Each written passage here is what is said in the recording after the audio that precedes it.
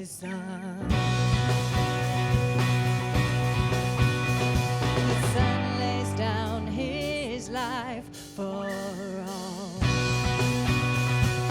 Yeah, he lavishes such love upon us. He calls us now his sons and daughters. He's reaching out. His love is deep, his love is wide, and it covers us. His love is fierce, his love is strong, and it's furious. His love is sweet, his love is wild, and it's waking hearts to life. Oh, his love is deep, his love is wide, and it covers us. His love is fierce, his love is strong, and it's furious. His love is sweet, his love is wild, and it's waking hearts to life. Yeah, you're waking hearts to life. You are waking hearts to life.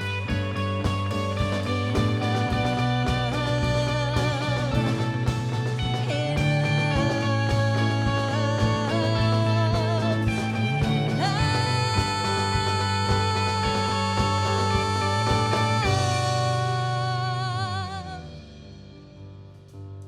His love is deep, his love is wide, and it covers us. His love is fierce, his love is strong, it is furious. His love is sweet, his love is wild, and it's waking hearts to life.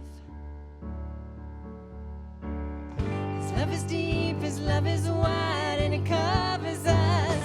His love is fierce, his love is strong, it is furious. His love is sweet, his love is wild, and it's waking hearts to life. His love is deep, his love is wide, and it covers us. His love is fierce, his love is strong, it is furious. His love is sweet, his love is wild, and it's waking hearts to life. Oh, his love is deep, his love is wide, and it covers us. His love is fierce, his love is strong, it is furious. His love is sweet, his love is wild, and it's waking hearts to life. Oh, his love is deep, his love is wide, and it covers us. His love is fierce, his love is strong, it is furious. His love is sweet, his love is wild, and it's waking hearts to life. You're waking hearts to life. You're waking hearts to life. You're waking hearts to life.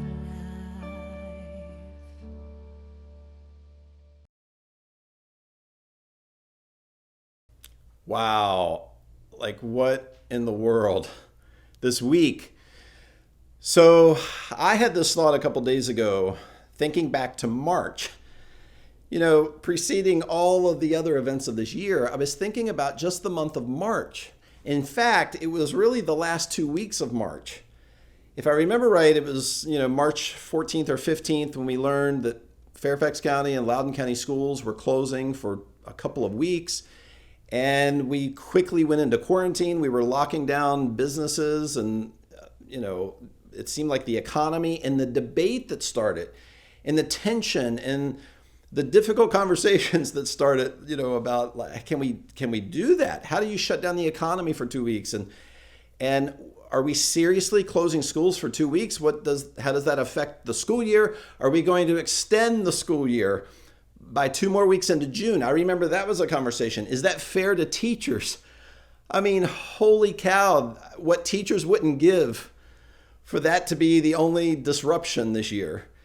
I remember conversations, how will it affect families and their summer vacations if we extend school by 2 weeks in further into June? And, we had this thought that we would close down until April 1st. Like, can we really do that? Or Easter? If just the events of March had happened, and then we went back to normal, history books would be written about the psychological effect and the economical effect, the sociological effect that the 2 weeks of closure had in March.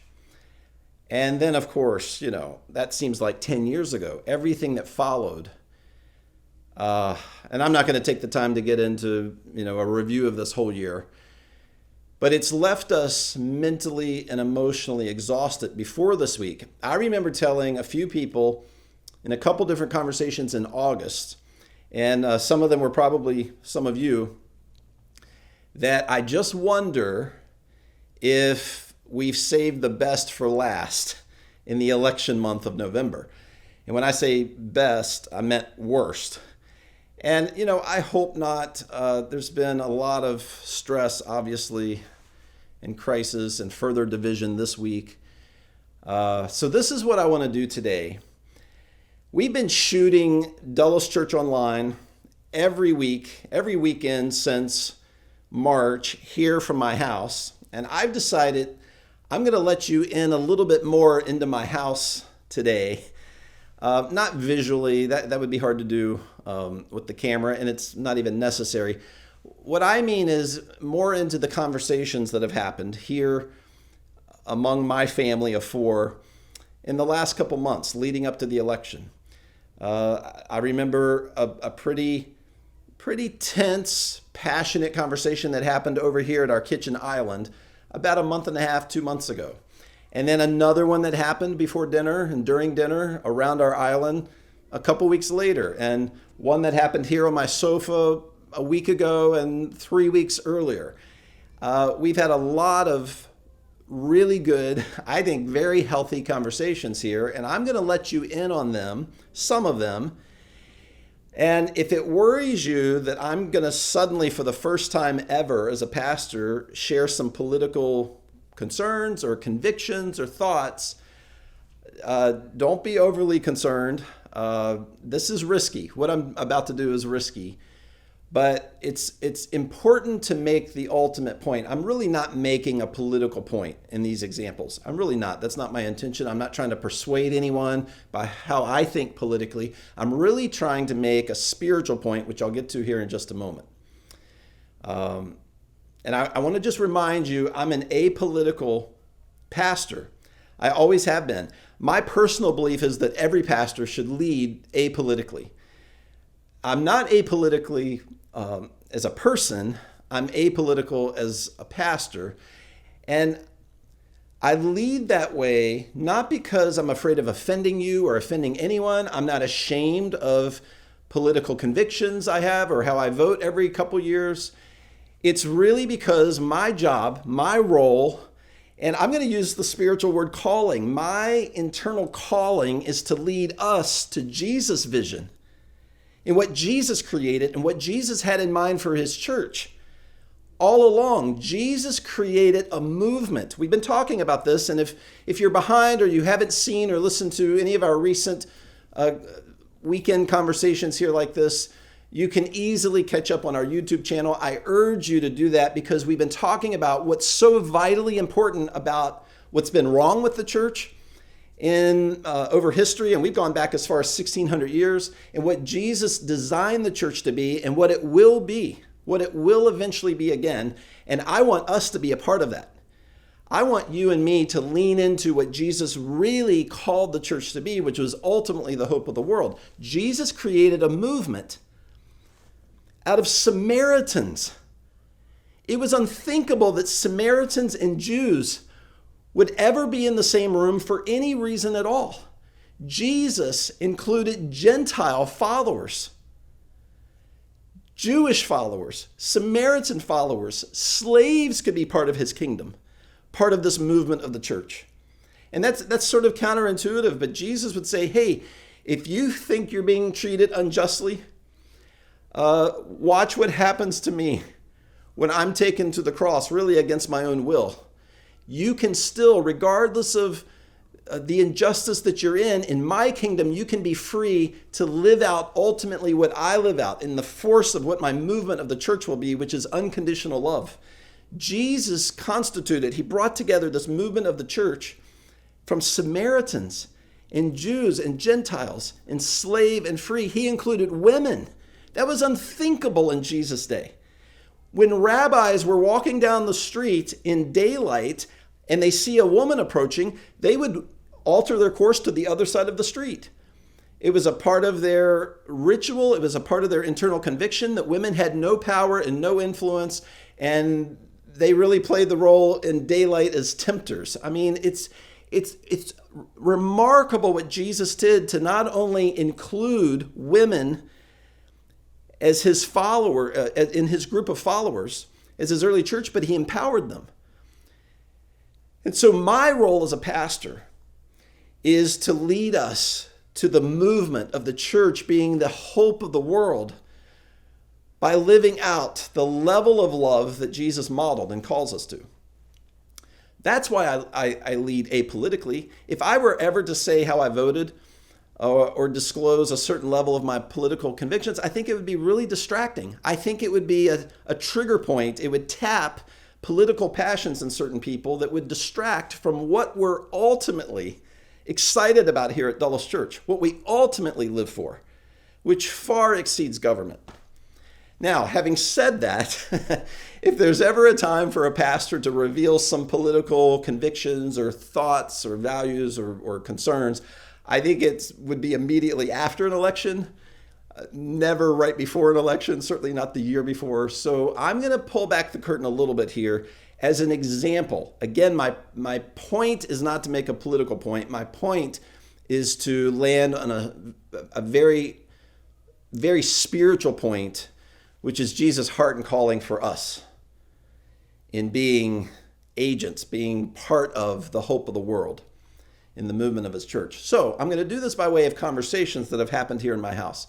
Around our kitchen island a month and a half ago, and I'm paraphrasing here a little bit, of the four Russells that were here for dinner together that evening, the conversation went something like this: how do you vote for a man?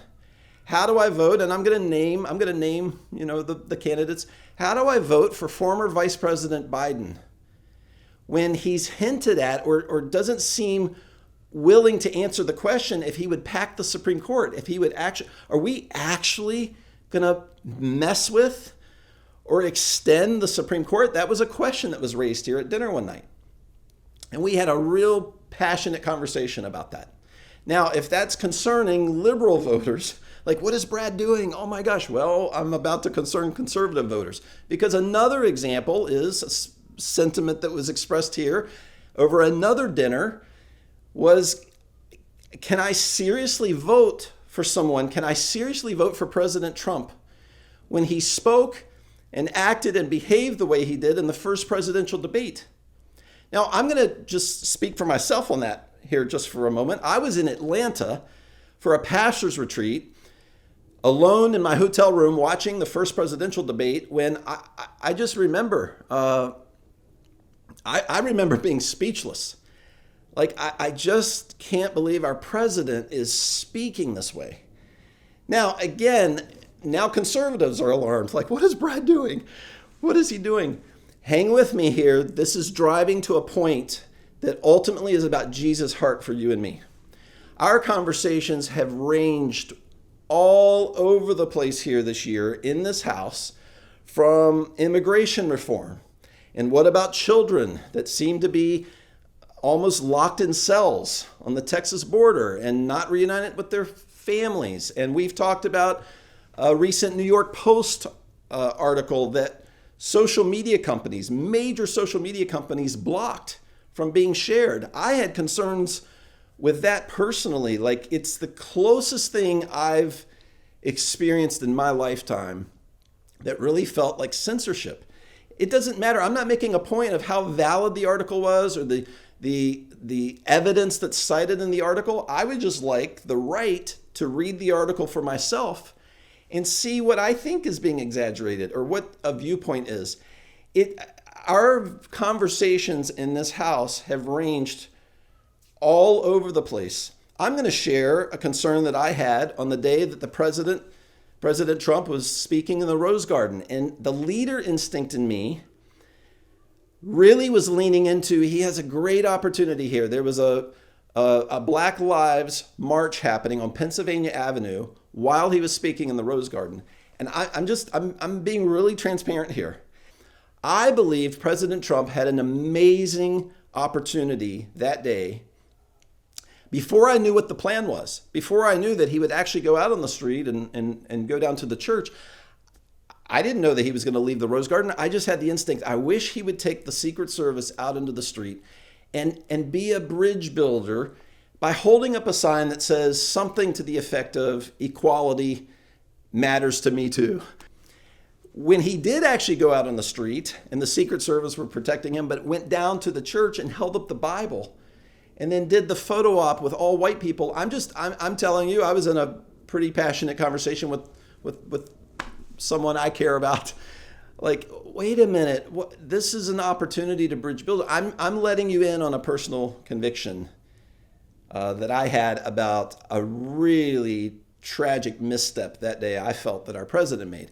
I also feel our president has been mistreated by the media this year. I have convictions about that.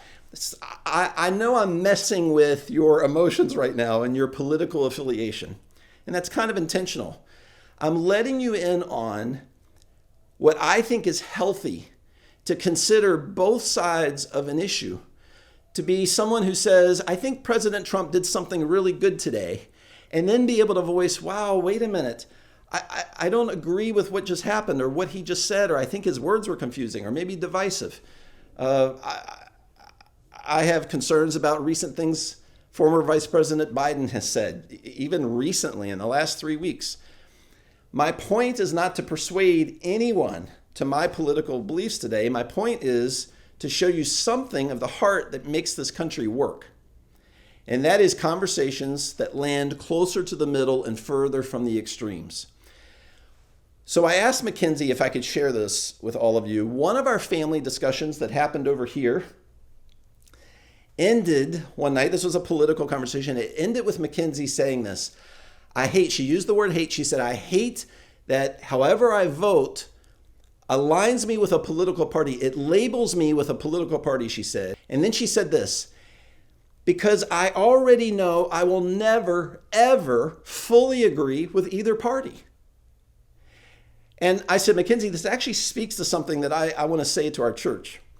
And she said it was okay to share that. And I told her I'm proud of her, because she doesn't sound like someone who's confused. She sounds like someone who's got clarity.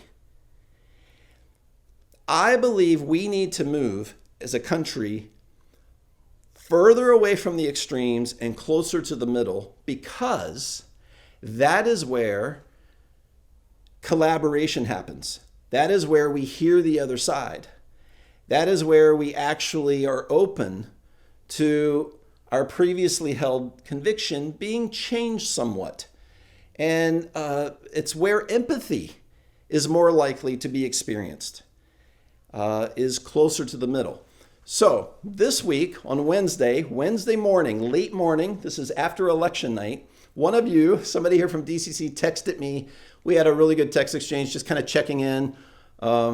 Had been up late. I was up late till about 1:45 Tuesday night watching everything. And by the way, if you're curious, since I'm pulling back the curtain, I'll tell you what news I watched during the election.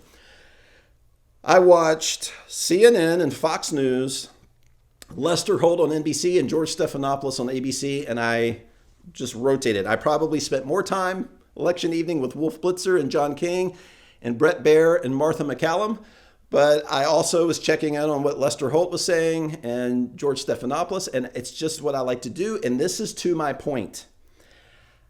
When someone speaks to me with extreme political passion, and I learn that their viewpoints come from one source or one extreme side, intellectually, that person loses me in the conversation. I think it's dangerous to resource ourselves with information from one extreme side.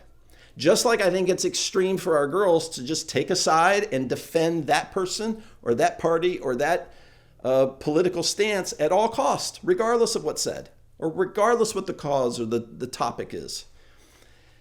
So I replied to this text message from this DCCer who's probably watching right now, who said they ended their text saying, "Wow, so regardless of who wins, neither one will have a mandate, and our country is as divided as it's ever been." And so I replied to them, and I'm going to paraphrase. I was voice texting, so it ended up being a long text reply. I said, "Hey, what I'm going to say I think is counterintuitive to many people. But my sense waking up this morning," this was Wednesday morning after election night. I woke up, I caught up on what Trump said in the middle of the night. I had heard what former Vice President Biden had said, late Tuesday night. I'm catching up on the state counts and where we were. It was looking like things were moving Biden's way with a couple of states. And I said, I think the sense that I have is that everyone's lost. I think everyone in America today feels a sense of loss. I think Republicans are close to losing the White House. I think Democrats have lost the idea of regaining power in the Senate, control of the Senate. In fact, Democrats lost actual seats in the House. I think Trump was at risk of losing a state or two that he'd won 4 years ago, and it turns out that that's happened, and maybe even more. I think Democrats lost Florida when they thought they were going to win Florida. So I'm just explaining, I think pollsters really lost. I mean, they didn't come close to winning. I think it was a surprise to many on the left how well President Trump did. And so I'm just kind of doing this back and forth. The sense that I have this morning is that I think we've all lost. And it leaves me with the ultimate sense that that might be our win. It may be our win. And then I went on to say, and again, I'm being very open and transparent here. I went on to say, maybe now that I see the results, maybe the best thing for all of us is the Republicans losing the White House and holding on to control in the Senate. Because that form of government, that context of government, forces us into conversations. It pushes us from the extremes toward where the table of collaboration and conversation is, which is always in the middle, at least in America. In American history, the table of collaboration and real progress is where both sides work together. Now, if you're thinking, yeah, historically that equates to gridlock, I don't blame you for feeling that way. Is it likely that the coming 4 years are going to end up in gridlock and very little will be done, especially in the next 2 years? It's very possible and maybe likely. But that takes us to the role of the church. I ended my text with the DCCer I'm talking about on Wednesday by saying, what else I've noticed is that the generation of my daughters, this young, engaged generation, my youngest Reagan is 19, this was her first time voting. This generation has never had modeled for them what it looks like. They have no concept of what it looks like for two opposing people or views to come together and talk and listen to one another. It's not modeled in media today. Nowhere in media is it modeled. It's not modeled in social media. It's not modeled in government, certainly. The only place my girls have witnessed opposing views and concerns and viewpoints being discussed together with respect is in this house and inside of our church. In this home and inside Dulles Church is the only place my girls have ever witnessed that. Healthy, respectful conversation among people who have differences of opinion. I believe government has the best chance in the next 2 years or 4 years to come together. Will it happen? Probably not. History tells us it probably won't happen. But we will always and forever in our future be brought back to the middle. That's what our country does. I remember the Ford-Carter election. I was 6 years old, and I was enamored by Jimmy Carter's Southern accent. And that says something coming from somebody who grew up in Winchester, because a lot of my Northern friends hear my Southern accent even to this day. I love Jimmy Carter's accent, and I remember that election pulling for Jimmy Carter because of the way he spoke. Even if you go back into recent history before what I could remember, We have alternated. We went from the Kennedy-Johnson administration into Nixon/Ford, which was Republican. Then we went back to Democrat with Carter, then back to the Republican Party with Reagan. The only time in my lifetime that we extended a party beyond an 8-term presidency to another 4 years was Reagan to Bush. Then we went back to Democrat with Clinton, then back to the Republicans with Bush, then back to Democrats with Obama, this is what our country does. Our country always moves ourselves to the middle. We don't even know we're doing it. We don't know. It's not really an intentional kind of thing. Our country, it's one of the geniuses and ironies in our division today. One of the beautiful things about what happened this week was we all did the same thing. I get emotional to this day when I walk into the poll booth and stand there and realize the power is now in my hand, in our hands. We all collectively did that, left and right. It's something we shared this week. And it's lost, and it's ironic to even say that because of how divided we are. But inevitably, our country knows subconsciously, state by state by state, all the different jurisdictions, we know that we can only really progress when we keep things in the middle.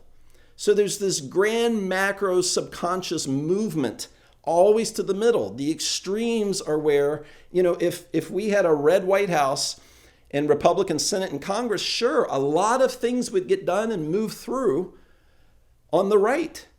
I don't think we're designed as a country to work that way. I think we're supposed to be listening to each other. I think the right should be listening to the left. If the White House ends up being Biden, and it looks like it's going to, and the Democrats had won the Senate and had the House, sure, a lot of things would be pushed through and there'd be a lot of progress made. But what we do is we pass healthcare reform and then we pull it back in the next administration and we pass immigration reform.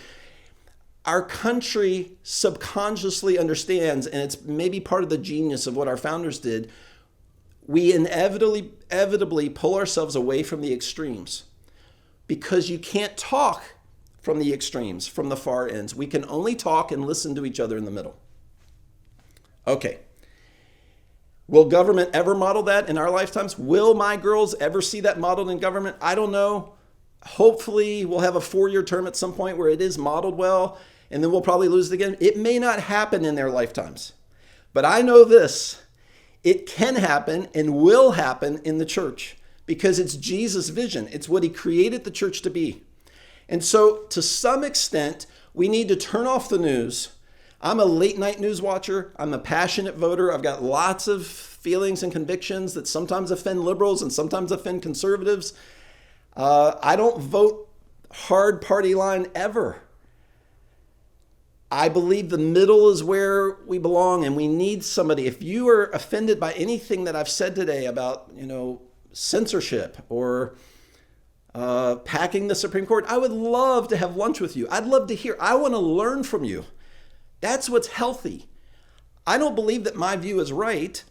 I believe what's right is us talking together and learning from each other. That may never be modeled in our political system because the agenda for a politician is to win. The agenda is always to win. When you come to the table, you want to win. You want to push through your plan, your agenda, your conviction. The agenda for Christ followers, the harsh way to say it is to lose, to give up ourselves for the sake of someone else. Now, a softer way to say that is our agenda as Christ followers is to follow his example by loving unconditionally. Now, again, I'm kind of reviewing where we've been this past month. What is unconditional love? Jesus created the movement of his church to live out and walk out what will ultimately change this world. His followers early on thought that Jesus was going to overthrow the government, the power, the unjust, corrupt government of the Roman Empire. And Jesus essentially responded to say, you guys really have no idea, but it's not going to be the path that you think. It's not going to be through political overthrow. We are going to win this world ultimately, which will eventually fully happen when Jesus returns, through unconditional love. What is unconditional love? Is it a warm feeling about someone else or waving to them across the room? Unconditional love is giving up something of yourself for the benefit of another. And in Jesus' kingdom, the other is the Samaritan or the Gentile or the Jew. It's the person that is opposed to you. Jesus' early church was made up of so many different backgrounds and political views.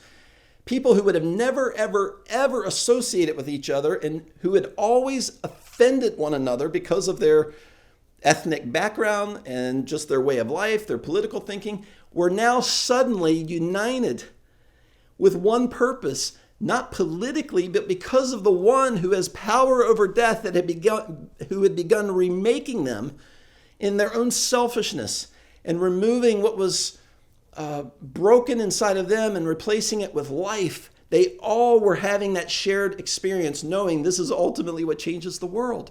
This is ultimately what changes hearts. And so for us today as a church, your Samaritan, your Gentile, is probably a Republican, is probably a Democrat. I love where we are. Some of you who watch us with us and join us every weekend live elsewhere or other parts of the country. Let me just describe Loudoun County. Loudoun County is in between rural, red, western part of Northern Virginia and Fairfax County, which is very blue. And I love it. This year, 2 different people challenged me. One person said, I just can't imagine pastoring a church and leading people who are liberal. Somebody actually said that to me this year. And you can imagine, the location that they live in, a more rural, red location. Someone this year said to me almost verbatim, wow, it's amazing, Brad, that you pastor conservatives. There are conservatives in your church. Yes, that person who said that is in Fairfax County. I love it. It looks and feels to me so much like the early church, the first century church that Jesus created, out of people from such a varied background who had previously offended one another and wouldn't associate with each other. Jesus was even challenged by his disciples for speaking to the woman at the well, the Samaritan woman. He was speaking to her in broad daylight. It violated every Jewish custom. And Jesus was undoing the way of religious thinking to say the world is going to be changed through my movement of followers who have experienced my unconditional love. And now you will extend this movement of hope to the world, walking out my form of love, which is to lay down your life for the Samaritan, for the Roman soldier who will criticize you and beat you and put you on a cross. It's counterintuitive. This is a hard calling of Jesus, and it's the way of life, and it's what will change our world. Government will never do this. Government doesn't have the motivation to love unconditionally, and probably shouldn't. I would make the case that that's not really the role of government. It's the role of the church to lay down our lives for the Samaritan or the Gentile or the Jew, the Republican, the Democrat, the Libertarian, the non-voter, the moderate. We collectively, laying down our lives for one another, show something the world doesn't see anywhere else. It can't be seen anywhere else. This is why Jesus' prayer right before his arrest, that we would be unified around him, not around institutional agendas, but around him and his kind of love will change the world. It will compel outsiders to see there's something remarkable happening in this group of Republicans and Democrats. I've never seen anything like it. They love others selflessly. There's a scripture I want to read here. It's just a couple verses. I'm not minimizing our time in scripture this morning for the sake of time even. It's really because there's so much packed in these 2 verses. This is the Apostle Paul challenging us with all the background that we've considered here in the last couple of months and where the church broke down in the 4th century by becoming more institutionalized and moving away from this movement of love. Paul is keeping us centered on what will make us the hope of the world. He says to Christ followers, he's not saying this to government leaders or to politicians. He's saying this to followers of Jesus. Carry each other's burdens. And in this way, you will fulfill the law of Christ. What was the law of Christ? Jesus said, I have one law, one command for you, and that is that you love one another. And when you do, the world will know. The world will know that I have been sent from the Father. If you lay down your lives for one another. Carry each other's burdens, and in this way, you will fulfill my command. You will fulfill the command of Jesus, the law of Jesus. Paul doesn't say here, acknowledge each other's burdens. Recognize that, oh man, somebody over here is struggling or having a hard time. Carry one another's burdens. Get under the weight of the stress, the difficulty, and carry the burden. This spills over to what feels like political issues today, like our political inequality issue of race today. But the way of Jesus is to sit, if you're a white person, with a person of color, with a black brother or sister, and just help me learn. I want to hear your story. Help me understand white privilege. What we do politically is say things like, well, I'm not going to do that while black marches are turning into protest and are violent, and it seems like the media, and we stand against what Jesus' calling is to carry one another's burdens because we're holding to some political conviction or value. Jesus calls us to that table of learning and picking up. I want to pick up the burden. I may not understand the burden, and maybe I disagree that it is a burden to some extent. Press through that and listen and learn from one another. Carrying one another's burdens is calling each other and knowing someone who has just lost a loved one or someone who's got job stress or with the economy today, and you stay in touch with them. Put it in your calendar. Remind yourself, set up alarms on your phone because you want to be encouraging and leaning into your brother, your sister. I'm going to tell you something else that Paul says. Carry each other's burdens, and in this way you will fulfill the law of Christ. If anyone thinks they are something when they are not, they deceive themselves. If you think you are too important or that your viewpoint is right and the other side's is wrong, if you think of yourself as higher or more accurate, more correct on an issue, and it prevents you from coming along beside someone and sacrificing of yourself for their benefit, practicing unconditional love, carrying their burden, Paul's saying you're actually nothing. You've missed it. You've missed the movement of Jesus. And for what? To stand in defense of a political viewpoint? Paul goes on to challenge us, which we looked at last week, to pray for our political leaders. Pray for them. Lift them up. So I'm going to end today with a story and then a challenge that I think might be the strongest challenge I've ever given at least some of you. And depending on how far to the extreme you are, if you're on the left edge or the right edge, this is going to be harder for you. It may be the hardest challenge you've heard, because Jesus is calling us to be the kind of people who can politically disagree and still love unconditionally. We actually, in Jesus' kingdom, can politically disagree with our brothers and sisters and neighbors and still love unconditionally. It's what Jesus calls us to. It's the only way. It's the only option for followers of Jesus who walk in his path and who grow in relationship with him. It's okay to disagree politically. Absolutely. That can be healthy, and it is healthy if you still love unconditionally. So here's the challenge that begins with a story. My cousin Michelle, I have one first cousin. Michelle, she watches with us every weekend. She lives in the Tampa Bay, St. Petersburg area. And she reminded me recently of our grandmother Russell, so my dad's mom. I called her Nanny Russell. She had 3 pictures of her grandkids, one of Michelle, one of Brian, one of me, sitting on the table next to the chair where she would pray every morning. She would start her day every day sitting in this chair praying and reading scripture. And part of her prayer routine was to pray for her 3 grandchildren.